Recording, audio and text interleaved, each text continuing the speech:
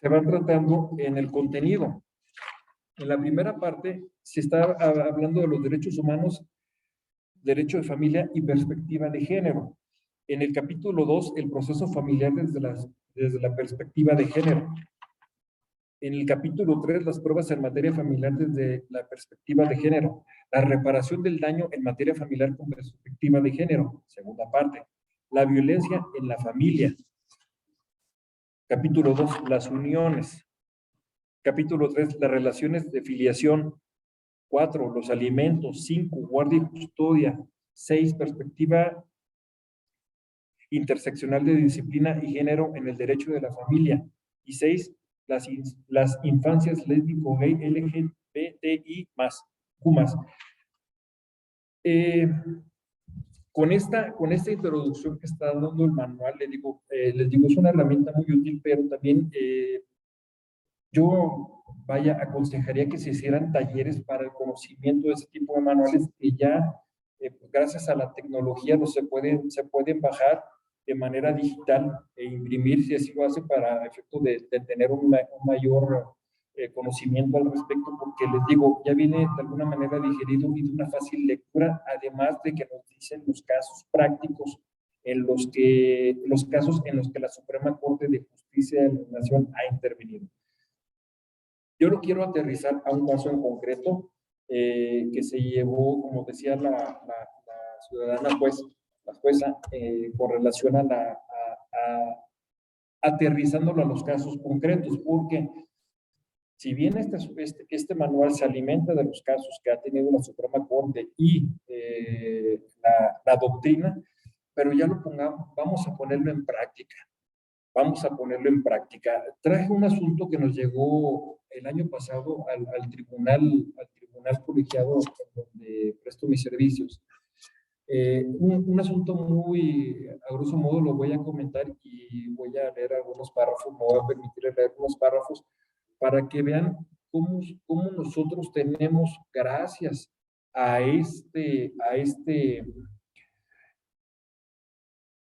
la diversidad de derechos fundamentales, no nada más que vienen inmersos en la Constitución, sino en los diversos tratados internacionales, cómo podemos nosotros como tribunal colegiado terminal, a excepción de lo que diga la Suprema Corte de Justicia de la Nación cuando ya intervenga dentro de sus facultades, cómo nosotros como órgano terminal debemos de velar por los derechos humanos. Me quedo con todo lo que dijo la señora jueza, pero en especial lo que dijo en la última parte, todas las instituciones estamos interrelacionadas. Efectivamente, todas las instituciones estamos interrelacionadas. ¿En qué sentido? Nosotros como tribunal colegiado, ¿qué hacemos? Revisar, tratándose de amparos indirectos, y analizar las sentencias reclamadas, tratándose de aquellas resoluciones que ponen fin al juicio, a efecto de ver qué es lo que pasa. Cuando se trata de derechos humanos y tenemos que actuar con perspectiva de género respecto de la categoría sospechosa, ¿qué es lo que tenemos que ver? A ver, ¿quién está promoviendo el juicio de amparo? Lo promueve el amparo indirecto o directo, el padre o la madre en representación de su menor, o el menor por sí mismo con su representante, y con base en ello nosotros como proyectistas que tenemos que elaborar un proyecto de sentencia, tenemos que dar con base en toda la normatividad un proyecto de sentencia, pero para eso tenemos la preparación previa para poder hacer frente a un caso. El caso que les voy a señalar es un caso muy, como podrán haber escuchado, pues mi formación ha sido en materia penal y yo empecé desde el 94, nada más que pues los puestos anteriores no los puse porque pues empecé como chofer, como meritorio en un juzgado de distrito, pero en Tamaulipas, de donde soy oriundo. He visto muchos casos y la materia penal la dejé porque dije, voy a preferir la materia civil, que es un poquito más, más noble, ¿sí? Entre comillas, porque sí, en materia penal vi muchos asuntos en Matamoros muy feos, decirlo en términos coloquiales. Pero aquí el caso que me tocó conocer es un caso en donde viene el abuelo en representación del menor, porque vivía en Estado de México, en los linderos con Michoacán. Se viene a vivir a la Ciudad de México con su nieta, era nena, es nena, niña, viene a este estado, pero él promueve una rectificación de acta. ¿Por qué? Porque él no quería que llevara ya el nombre de los apellidos del papá. ¿Por qué? Porque la niña cuando tenía 8 meses, 9, no, ya tenía como un año de edad, ya caminaba, un año y meses, el papá priva de la vida a la mamá esperando un bebé, y mata también, o priva de la vida a su suegra. Entonces entra el abuelito a la casa, trata de rescatar a la niña y acciona el arma de fuego esta persona, hiere al señor, huye, le libran orden de aprehensión, se cumplimenta, le dictan prisión vitalicia, el señor huye, el abuelo huye del Estado de México, se viene a Michoacán, pero promueve una rectificación de acta para que llevara los nombres del abuelo, los apellidos del abuelo, y se deslinda del papá, porque dice que ya va a estar en prisión vitalicia. Además, yo no quiero que cuando crezca tenga ella esos sentimientos, o que sepa quién es su padre. En un principio se propone el proyecto, porque se había dicho que ya era un acuerdo en donde ya había interpuesto recurso, y era un acuerdo en donde ya se daba por concluido el juicio. Se propone en un proyecto y se dice, no, pues es que las reglas para la competencia son muy especiales, son rígidas. ¿En qué sentido? En que si vas a promover una rectificación de acta y el juez responsable está en la Ciudad de México, pues México tiene que conocer, y lo marca la ley. Y como no conoció el juez de Michoacán, pues el juez de Michoacán lo que hace en el auto es, ¿sabes qué? Pues no debes de interponer aquí la rectificación de acta, y lo tienes que conocer la Ciudad de México. Interpone la apelación, confirma ese auto, y ¿qué es lo que pasa? Se viene al amparo, vino el señor, se entrevistó conmigo, esto fue a mediados de pandemia, y les digo, se propone en un principio negar el amparo. Sin embargo, en una nueva reflexión, cuando se pasa con el magistrado ponente, se discutió el asunto entre su servidor y él, y se llegó a la conclusión, pues ahora sí, como dicen los titulares, como yo soy el que voy a dar la cara, yo soy el que voy a sostener el asunto, y pues hay que ser flexibles. ¿Qué se hizo en el asunto en el segundo proyecto? En el segundo proyecto se flexibilizó, se solicitó, se concedió el amparo a efecto de que se flexibilizara al juez, o flexibilizara aquellas normas siempre y cuando no fueran contrarias a la ley o al derecho, pero se flexibilizara esa forma de que nosotros, o ellos, perdón, más bien dicho, flexibilizar las reglas de competencia a fin de que conociera ese asunto Michoacán. Se hizo así, se dio cumplimiento a la sentencia, y les digo, bueno, les voy a exponer esa situación, dándole lectura, para que ustedes vean, actuando el tribunal colegiado con perspectiva de género y ante una situación de vulnerabilidad de un menor, es como nosotros empezamos poco a poco a quitarnos el chip de decir, no, espérame, sí se puede flexibilizar. aunque se haya cometido en estados distintos, podemos también llevar a cabo a fin de que no se traslade esa menor, porque se va a revictimizar al otro estado, se puede llevar en este estado, ¿sí? Ese asunto va a estar muy interesante más adelante, porque ojalá y se lleve a cabo y ahí muera todo lo que es el asunto, les decimos, para no revictimizar a los intereses de la menor. Precisamente por eso nosotros actuamos con perspectiva de género, ya en materia familiar, a fin de que el abuelo tampoco se trasladara. Todo esto, evidentemente, como les dije, el manual es únicamente tener las herramientas básicas pero ya cuando estamos en la práctica, sí tenemos que tener mayor amplitud respecto de los derechos de los que tenemos que nosotros aplicar, tanto como postulantes como nosotros. ¿Por qué?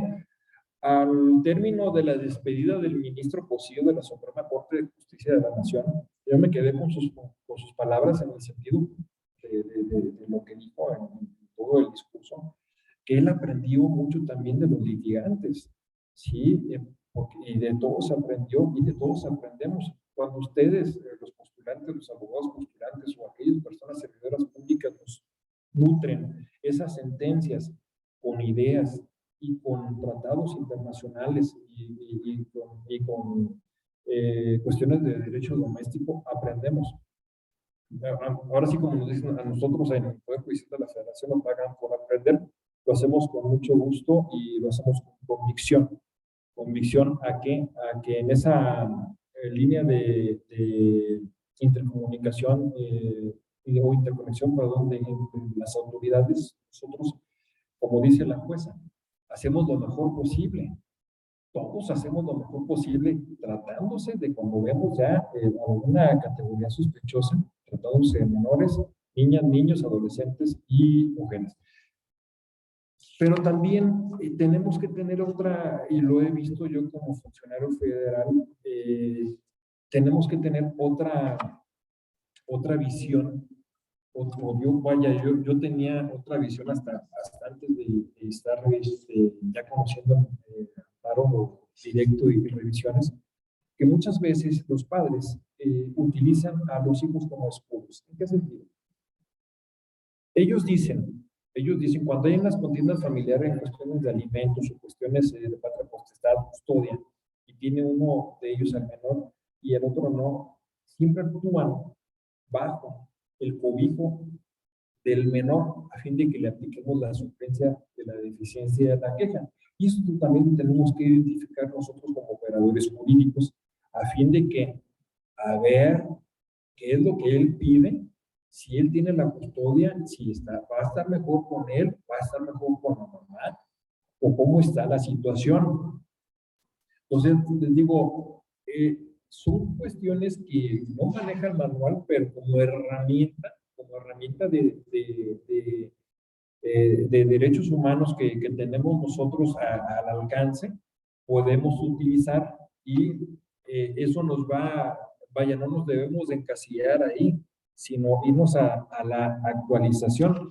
Me voy a ir más que nada, aquí está la sentencia, me voy a ir más que nada a algunos párrafos del cumplimiento que dio la autoridad, la sala responsable, diciéndonos o tocando unas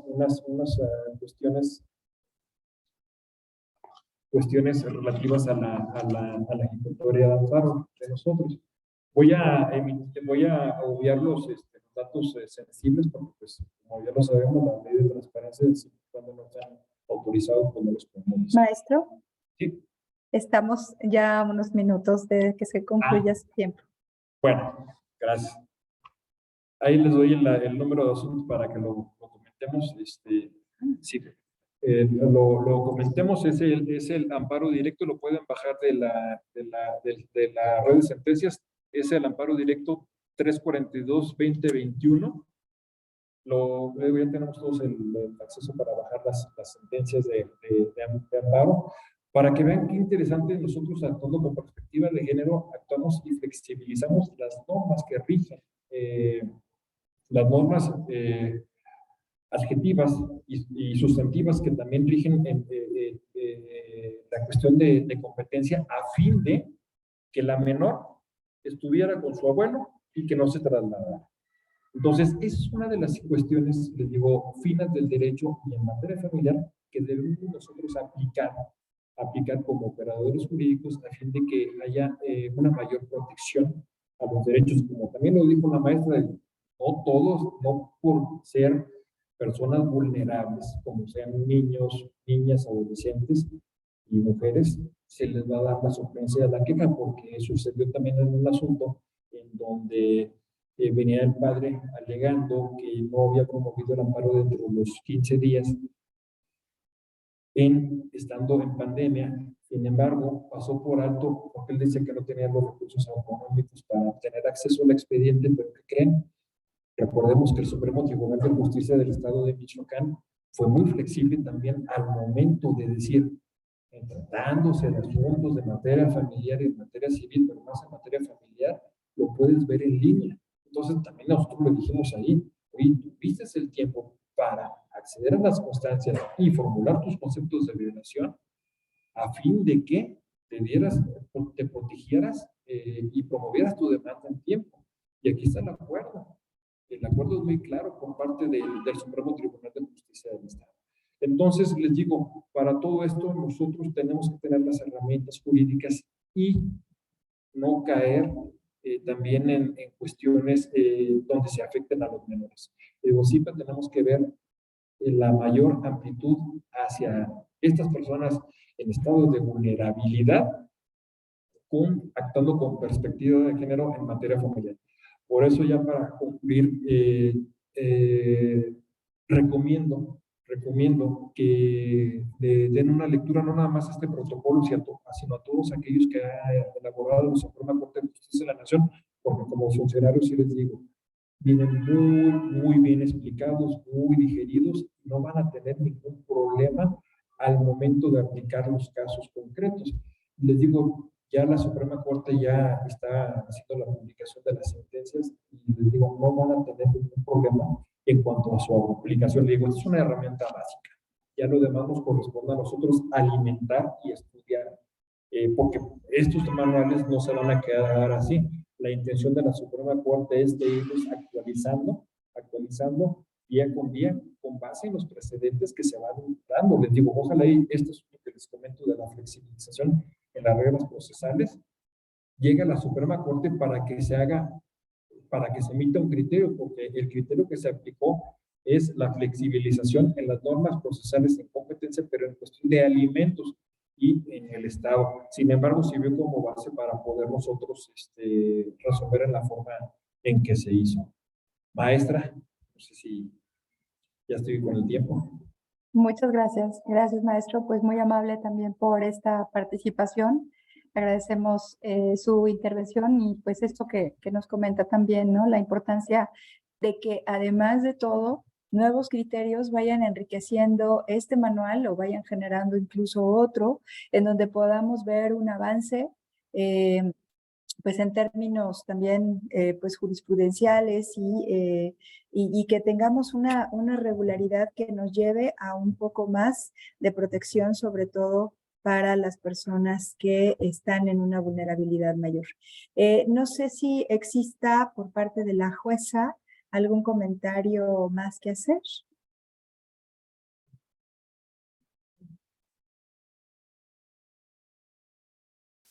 Ya está, a ver. Sí, gracias con el audio. Sí, también hacer énfasis en esto que señaló y que también coincido con el maestro en el sentido de que los protocolos son precisamente esos manuales que son orientadores y que son de suma utilidad para la aplicación y el quehacer propiamente de nuestras funciones. Sin embargo, también coincido que no es limitativo, no es únicamente atender a lo que nos dice el manual. Tenemos, digamos, como que la base, y así hay que tomarlo en cuenta, pero quizá aspectos que pueden dimensionarse o ampliarse con otras disposiciones y al caso específico también con la participación activa que podamos advertir para el caso específico que nos toque resolver o esta participación en concreto, que sin lugar a dudas es el inicio que a la postre pues habrá de irse desarrollando y que implica al hablar que escuché y puse mucha atención en este tema que decía de flexibilizar la norma, es al aspecto, es uno de los elementos torales que acuña el pronunciamiento que hace la Corte al hablar de analizar el hecho y el derecho. Y entonces, ¿cómo voy a flexibilizar el derecho para poder aplicarlo al hecho en concreto y entonces generar precisamente esa condición de igualdad al momento de emitir el pronunciamiento? Muchas gracias nuevamente por dar este espacio y compartir estas experiencias también y la aportación, por supuesto, del maestro. Muchas gracias a todos. Muchas gracias, jueza Vega Alfaro. Vamos a abrir el espacio también para que otras personas puedan participar. Igual también, maestro, si gusta hacer algún comentario, pero estaríamos abriendo también esta posibilidad. Entonces, si gustan levantar su mano o que sería yo creo que la mejor forma para no abrir los micros porque somos muchas personas en la sala y eso puede generar un poco de ruido. Entonces, si fueran tan amables, si alguien está interesado, ya sea aquí en las instalaciones de la Casa de la Cultura Jurídica en Morelia o a través de la plataforma de Zoom, pues que levanten su mano y nos digan si estarían interesados en participar y puedan formular su participación también.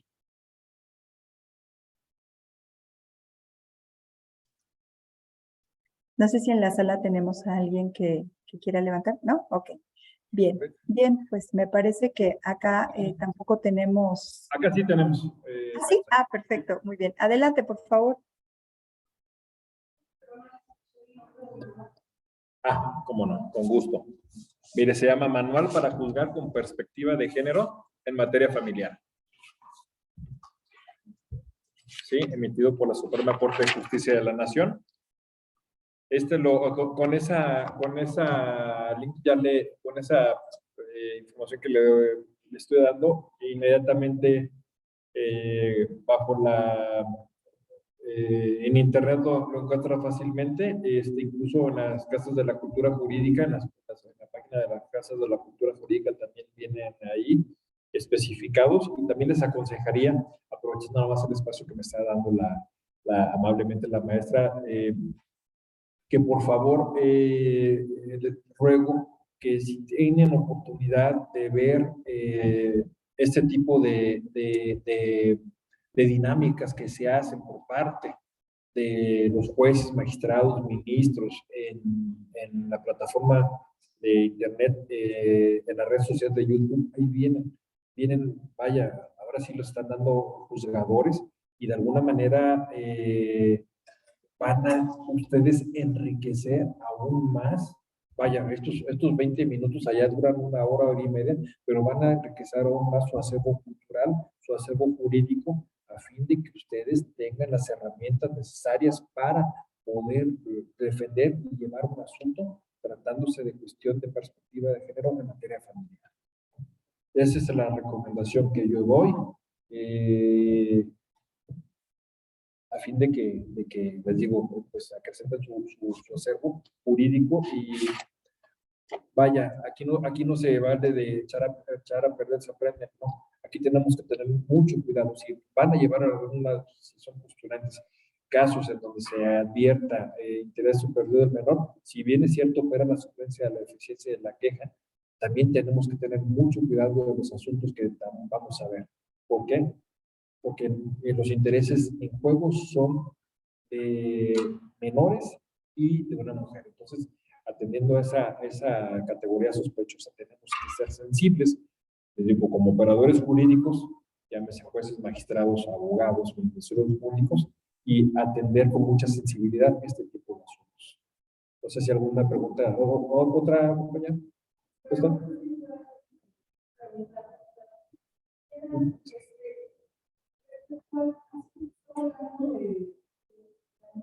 Sí. Sí, creo que sí. Ahí lo checa en internet. Eso no es un dato sensible porque sí se pueden dar la información, pero ahí viene la sala especificada. Ah, ok. Mire, fue un asunto muy interesante. Sí. ¿Algún otro comentario, maestra? Gracias, maestro. Mire que, bueno, ahora que hacen esta pregunta en relación con el documento, efectivamente se puede localizar con mucha facilidad en Internet o entrando en la página de la Suprema Corte de Justicia de la Nación, sobre todo en la parte donde está el tema de los derechos humanos. Y también es posible, si ustedes teclean Manual para juzgar con perspectiva de género en materia familiar, van a encontrar también la liga para acceder al video de la presentación de este manual, que fue justamente el año pasado. Entonces, si es así, pues ojalá que lo puedan también mirar, que lo puedan observar, que puedan también enriquecer, complementar la información tan interesante y tan valiosa que nos han entregado nuestros disertantes esta tarde y que podamos seguir trabajando, caminando en este sentido, pues hacia una mejor justicia, hacia una justicia más amplia, más plena. Yo creo que efectivamente, como bien lo decían de alguna manera ambos de nuestros disertantes, ya no hay pretexto para esto. Yo creo que tenemos mucha información a la mano, muchos materiales, también mucha capacitación que se ha dado en muchos espacios y ya no, digamos, resistirse o seguirse resistiendo a esta perspectiva, pues ya no lo consideraríamos tanto como una cuestión a lo mejor de una omisión, sino también yo creo que puede significar una responsabilidad muy grande para quienes de alguna manera difundimos información o también que estamos en el ámbito de la administración, de la procuración, de la impartición de justicia.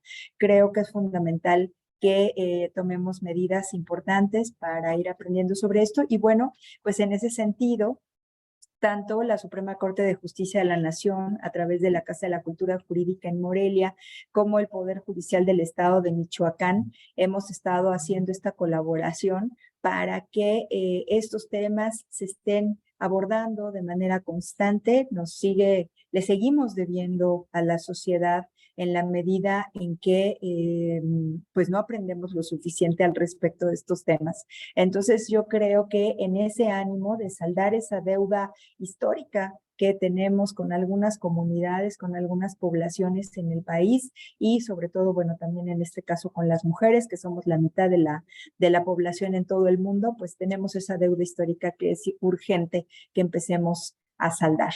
Y bueno, pues agradecerles nuevamente a la jueza Marta Magali Vega, gracias, muy amable, una excelente disertación. Lo mismo que también al maestro Ortiz, muchísimas gracias por esta oportunidad de escucharle y bueno, seguirles invitando a nuestros eventos que seguirán siendo también de esta manera, tanto de forma presencial como de manera virtual. Algunos serán exclusivamente presenciales. Creo que es importante que recuperemos la presencialidad para que podamos también pues tener la oportunidad de mirarnos, de comentar, ahora sí que de viva voz y en presencia física de lo que estamos escuchando también decir a nuestros disertantes. Entonces, bueno, pues gracias nuevamente, que tengan muy bonita tarde y sigan atentos, atentas a nuestros próximos eventos. Que sea muy bonita tarde y excelente resto de la semana. Hasta luego. Muchas gracias. Gracias a todos.